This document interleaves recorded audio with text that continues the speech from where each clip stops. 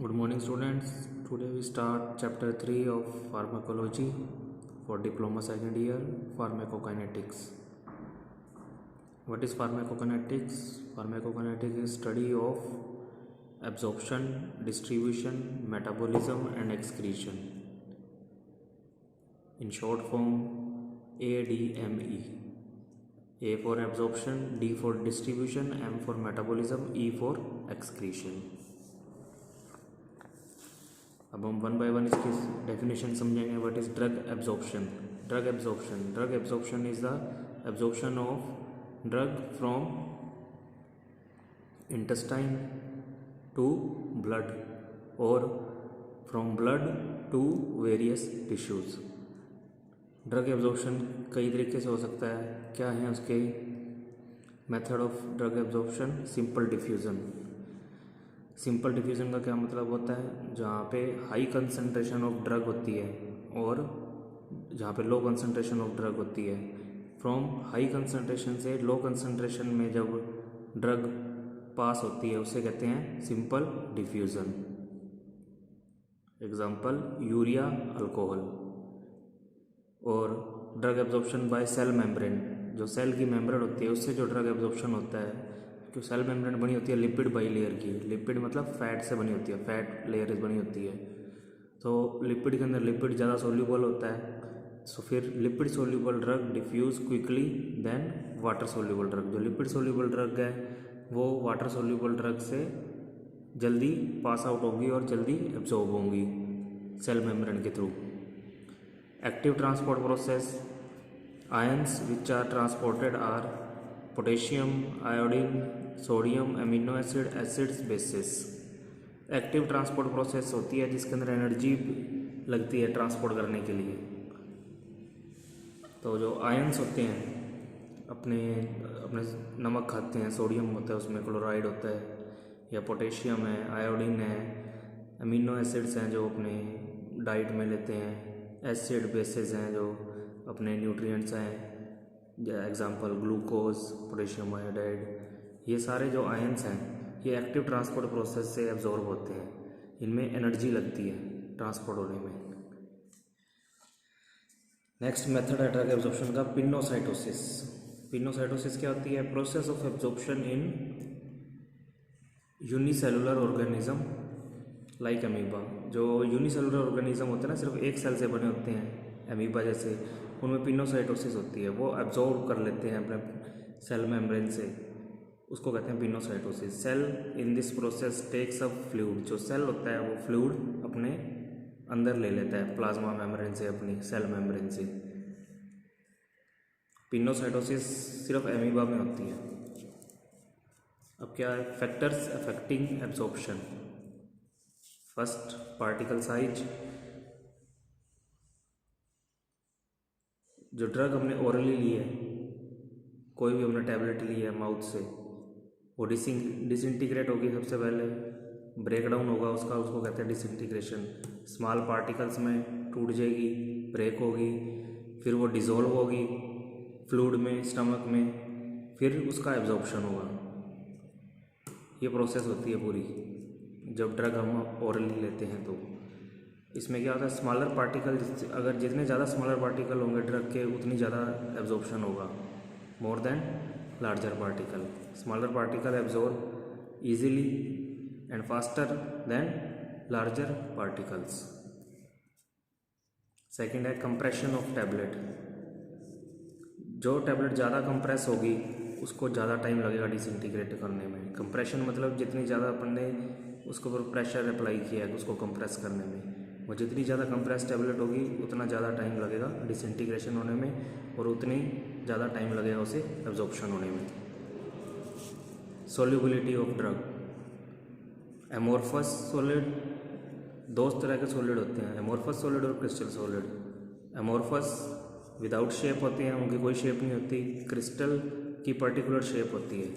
तो जो जिनकी कोई शेप नहीं होती उसको डिज़ोल्व करना और एब्जॉर्ब करना आसान है कंपैरिजन टू क्रिस्टल जिनकी पर्टिकुलर शेप होती है. इसलिए जो एमोर्फस ड्रग होती हैं वो जल्दी सोल्यूबल होती हैं सॉल्यूशन में, मोर देन क्रिस्टल ड्रग और इजीली एब्जॉर्ब होती है। Next is physical nature of drug.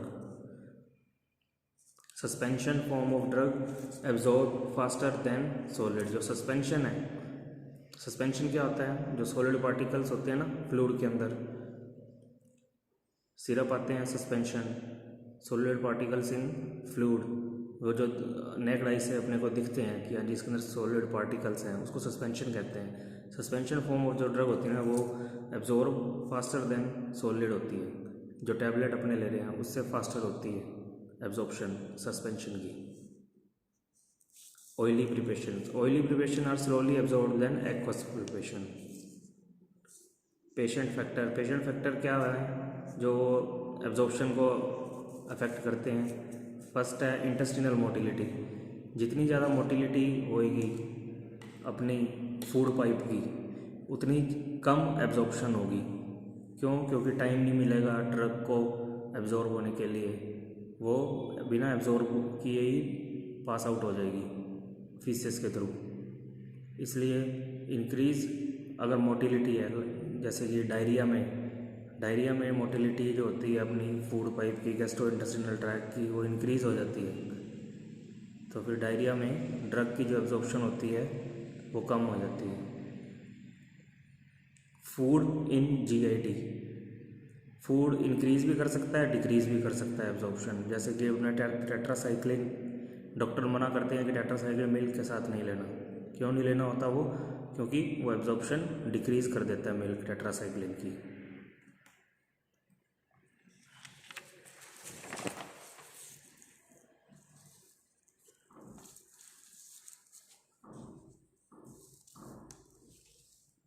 Next is distribution.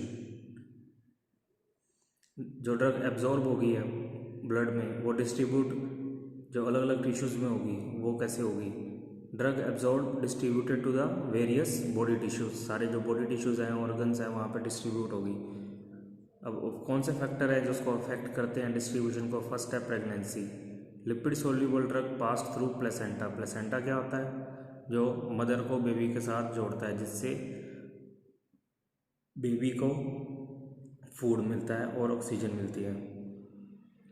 जो लिपिड सोल्यूबल ड्रग्स हैं वो पास हो जाती हैं प्लेसेंटा से। सेंट्रल नर्वस सिस्टम हमारे ब्रेन में एक ब्लड ब्रेन बैरियर होता है। ये बैरियर होता है जिसमें से नॉन आयनाइज्ड जो लिपिड सोल्यूबल ड्रग्स हैं वही एंटर कर सकती हैं। जो आयनाइज्ड ड्रग हैं वो नहीं एंटर कर सकती। Storage, drug stored in the different areas of body plasma membranes like albumin bound drugs जो स्टोर होती है डिफरेंट एरियाज में बॉडी में। प्लाज्मा जो ड्रग है वो प्लाज्मा प्रोटीन के साथ बाउंड करती है एल्बुमिन के साथ, तो उसका डिस्ट्रीब्यूशन को अफेक्ट करती हैं। एल्बुमिन जो प्रेजेंट होता है अपने प्लाज्मा में वो उसका डिस्ट्रीब्यूशन अफेक्ट करती हैं। Next is metabolism. After absorption drug activated और inactivated. After absorption drug activate होएगी या फिर इनएक्टिव होएगी, ये इसका मेटाबॉलिज्म डिसाइड करता है ड्रग का। साइट ऑफ मेटाबॉलिज्म कहाँ कहाँ होती है? Liver, kidney, plasma.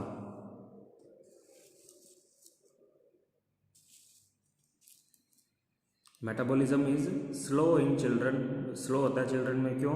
Due to less development of the drug metabolizing enzyme. बच्चों में लीवर पूरा डेवलप नहीं हुआ था तो एंजाइम जो मेटाबॉलिज्म के लिए चाहिए होते हैं वो भी पूरे डेवलप नहीं हुए थे, इसलिए metabolism in children is slow.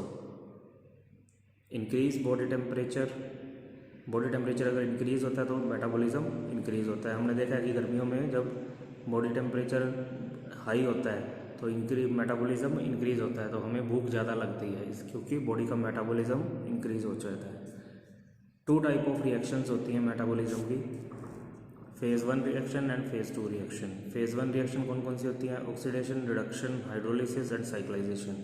Phase 2 reactions कौन सी होती हैं? Acetylation, methylation, conjugation. Next is excretion. अब पूरी प्रोसेस क्या होती है? फूड हमने या ड्रग हमने इंजेस्ट किया, ड्रग एब्जॉर्ब